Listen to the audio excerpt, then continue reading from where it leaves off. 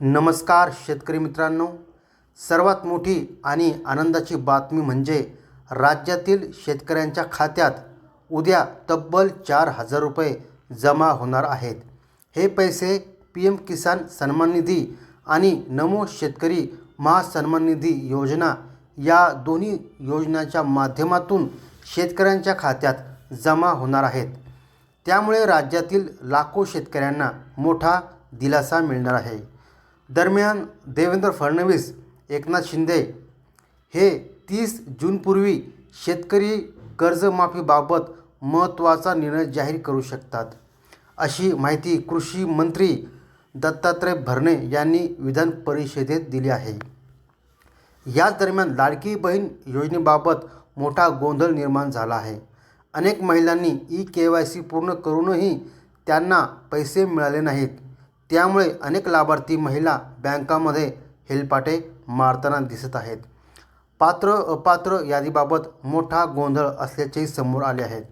आता एक महत्त्वाची अपडेट म्हणजे 2019 नंतर जमीन खरेदी केलेल्या शेतकऱ्यांनाही नमो शेतकरी महासन्मान निधीचा लाभ मिळण्याची शक्यता आहे.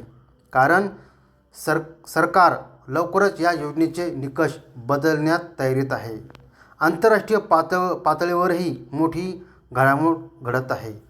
इराण आणि इस्रायल यांच्यातील वाढत्या तणावामुळे खाद्यतेल आणि खतांचे दर वाढण्याची शक्यता व्यक्त केली जात आहे. या संकटामुळे कंटेनरची टंचाई निर्माण होऊ शकते आणि भारताच्या आयातीवरही परिणाम होण्याची शक्यता आहे. या पार्श्वभूमीवर नरेंद्र मोदी यांनी 2 दिवसात 8 आखाती देशाच्या प्रमुखांशी चर्चा केली असून युद्धग्रस्त भागातून 2,000पेक्षा अधिक भारतीयांना मायदेशी परत आणण्यात आले आहे. दरम्यान महाराष्ट्राच्या अर्थसंकल्पीय अधिवेशनात मोठी घोषणा करण्यात आली आहे. महसूल मंत्री चंद्रशेखर बावनकुळे यांनी सांगितले की आता पाणंद रस्त्याची नोंद 7/12 उतार्यावर करण्यात येणार आहे. PM किसानच्या 22व्या हप्त्याबाबतही मोठी अपडेट समोर आली आहे. होळीपूर्वी पैसे मिळण्याची अपेक्षा होती, मात्र तसे झाले नाही. आता मार्च महिन्याच्या 2ऱ्या किंवा 3ऱ्या आठवड्यात 2,000 रुपयाचा हप्ता खात्यात जमा होण्याची शक्यता आहे. दरम्यान युद्धाचा परिणाम शेतीवरही दिसू लागला आहे. निर्यात अडचणीत आल्याने 1,000 मेट्रिक टन केळी पडून राहिली असून सुमारे 15,000 मेट्रिक टन केळी तोडण्यास तयार आहेत.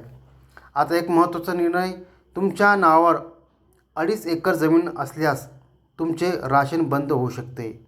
सरकारने अपात्र लाभार्थ्यांची छाननी सुरू केली आहे. शेतकऱ्यांसाठी आणखी एक दिलासादायक निर्णय म्हणजे ई-पीक पाहणी आता ऑफलाईन पद्धतीने करता येणार आहे. नेटवर्क नसतानाही फोटो अपलोड करून पीक पाहणी नोंद करता येणार आहे. बाजारभावाकडे पाहिले तर डाळिंबाचा भाव सध्या तेजीत आहे. सोयाबीनच्या दरात थोडी वाढ झाली आहे. कापसाला सरासरी 7,300 ते 7,800 रुपये प्रति क्विंटल दर मिळत आहे.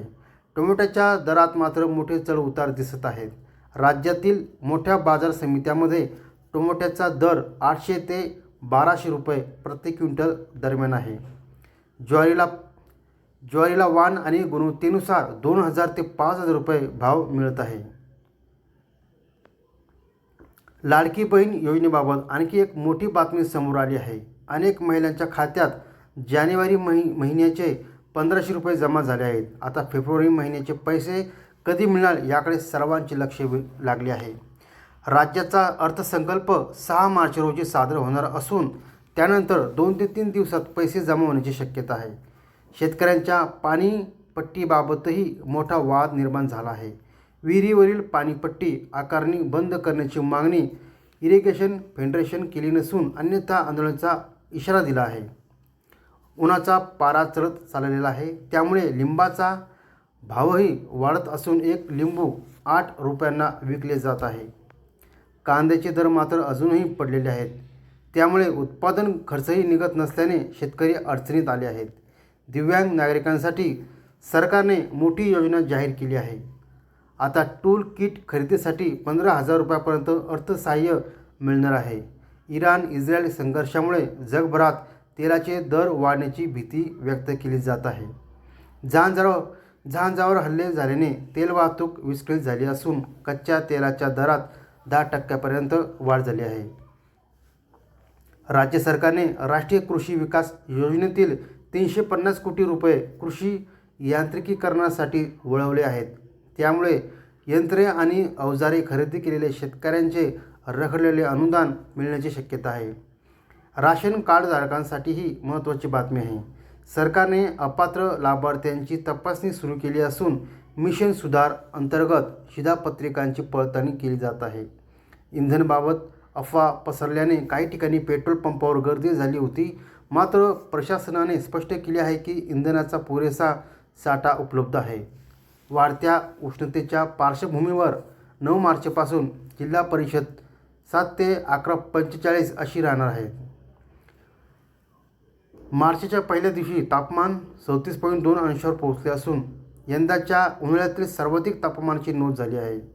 हरभऱ्याला बाजारात 5,200 रुपये प्रति क्विंटल दर मिळत आहे. आधारभूत किमतीवर विक्रीसाठी नोंदणी सुरू आहे. कापसाचे भाव वाढतील या अपेक्षेने अनेक शेतकरी कापूस साठवून ठेवत आहेत. मात्र साठवणुकीमुळे त्वचा रोगाचा त्रास होत असल्याची माहिती समोर आली आहे. दरम्यान कांद्याची 900 क्विंटल निर्यात दुबईला रवाना झाली, पण मध्य पूर्वेतील तणावामुळे नवीन बुकिंग थांबली आहे.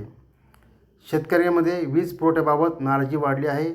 अनेक ठिकाणी रात्रीचं शेतीसाठी वीज मिळत नसल्याने अडचणी वाढल्या आहेत.